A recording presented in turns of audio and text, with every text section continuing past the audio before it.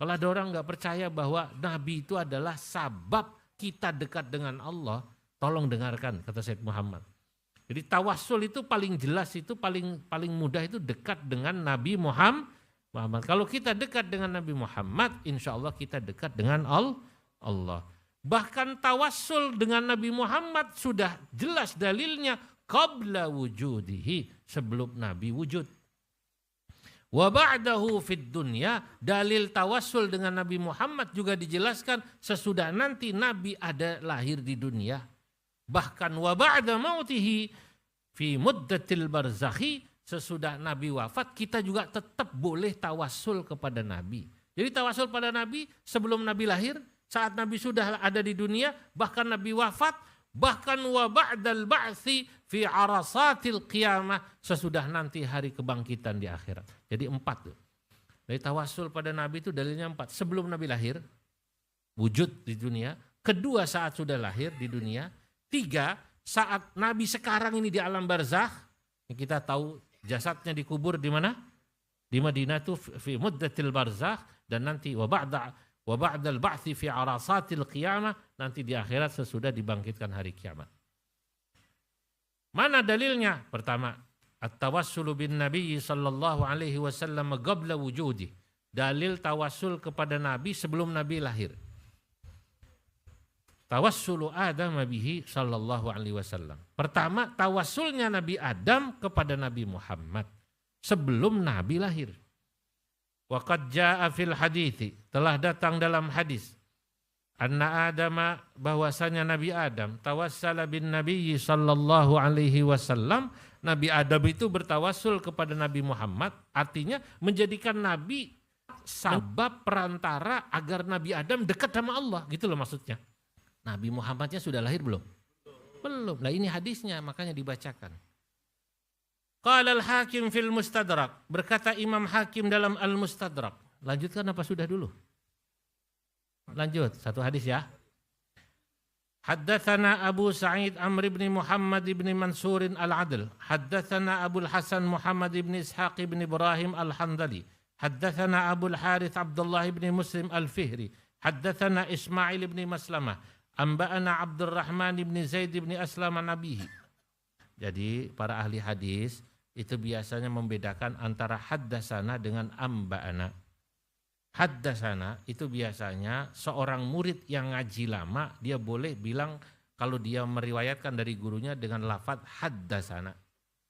Bapak-bapak ini yang ngaji rutin sama saya di sini di kediaman Pak Menteri sudah tahunan, boleh kalau nanti bilang haddasana Zulfa. Karena ngaji rutin. Tapi kalau baru ketemu sekali kayak Pak Idrus Marham nggak boleh. Cuman boleh amba'ana. Paham nih, paham? Ini lafadz aja itu kalau ngaji itu beda. Makanya Mbah Sahal sama Mbah Maimun itu ketika meriwayatkan dari Syekh Yasin beda. Kalau Mbah Sahal itu amba'ana dari Syekh Yasin karena nggak ngaji lama, ketemu fil mawasim, hanya musim haji aja. Ngajinya pas musim haji sebentar. Mbah Maimun ngaji sama Syekh Yasin Al-Padani 3 tahun. Makanya Mbah Maimun kalau meriwayatkan dari Syekh Yasin haddasana. Tapi kalau Mbah Sal amba'ana, Masya Allah. Lanjutin. Amba'ana Abdurrahman ibn Zaid ibn Aslam an abihi an jaddihi an Amr ibn al-Khattab an Umar ibn al-Khattab radhiyallahu anhu qala Rasulullah sallallahu alaihi wasallam lamma qtarafa Adamul khati'ata. Nah, menarik. Ketika Nabi Adam melakukan kekeliruan. Nah, Nabi menggunakan kata iktarofa. Iktarofa itu fi'il madhi. Nabi Muhammad tidak menggunakan jumlah ismiyah, tapi menggunakan jumlah fi'liyah. Orang yang belajar balaghah dalam kitab Jawharul Maknun, Uqudul Juman, ini kalau kita bicara sastra Arab, jumlah fi'liyah itu menunjukkan bahwa perbuatan itu bisa terjadi dan tidak terus-menerus.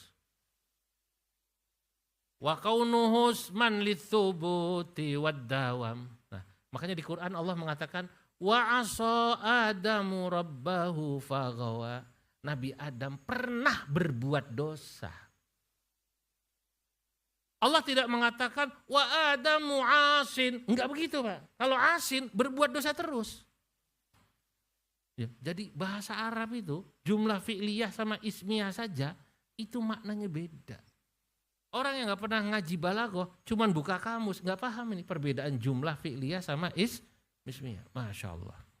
Lamma ktarafa Adamul khati'ata, ketika Nabi Adam mengakui pernah melakukan kekeliruan, qala ya Rabb, Nabi Adam berkata, ya Allah, as'aluka bihaqqi Muhammadin lama ghafartali, aku meminta kepadamu dengan ya wasilah Nabi Muhammad, ya lama ghafartali, agar engkau mengampuni saya.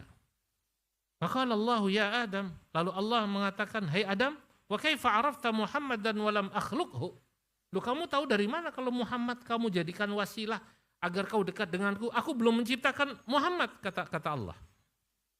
Qala ya Rabbi, Nabi Adam menjawab, ya Allah, li'annaka lamma khalaqtani biyadika, karena engkau ya Allah ketika kau menciptakan diriku dengan tanganmu, tangan di sini maksudnya kekuasaanmu, wa nafakhta fiyya min ruhika, dan kau tiupkan ruh ya pada diriku, ya nyawa pada diriku. Rafa'tu ra'si, begitu aku kau ciptakan di surga, aku lihat mengangkat kepalaku, fara'aitu ala qawaimil arsy maktuban, aku lihat di atas tiang-tiang aras tertulis. Di atas tiang aras, kata Nabi Adam, ada tulisan La ilaha illallah Muhammadur Rasulullah. Aku lihat, loh, begitu aku diciptakan, aku lihat di aras ada tulisan La ilaha illallah. Fa'alimtu, di situ aku tahu, annaka, sesungguhnya dirimu ya Allah, lam tudif ila ismika illa ahabbal khalqi ilaika. Kau tidak akan menyebut nama seseorang bergandeng dengan namamu kecuali orang itu pasti orang yang paling kau cintai. Faqala Allahu sadaqta ya Adam, kau benar hai Adam, innahu la ahabbul khalqi ilayya, Nabi Muhammad itu adalah makhluk yang paling saya cintai. Nah, jadi kalau udah tahu Nabi Muhammad itu orang yang paling dicintai Allah, tawassul wasilah paling mujarab lewat siapa? Lewat Nabi Muhammad sallallahu alaihi wasallam. Makanya wa idh sa'altani bihalqihi, saat kau meminta padaku dengan menyebut nama Nabi Muhammad, kata Allah, faqad ghafartu laka, pada saat itu aku ampuni dosamu. Walaula Muhammadun, karena jika bukan karena Nabi Muhammad, ma khalaqtuka, aku tidak akan menciptakanmu. Masya Allah.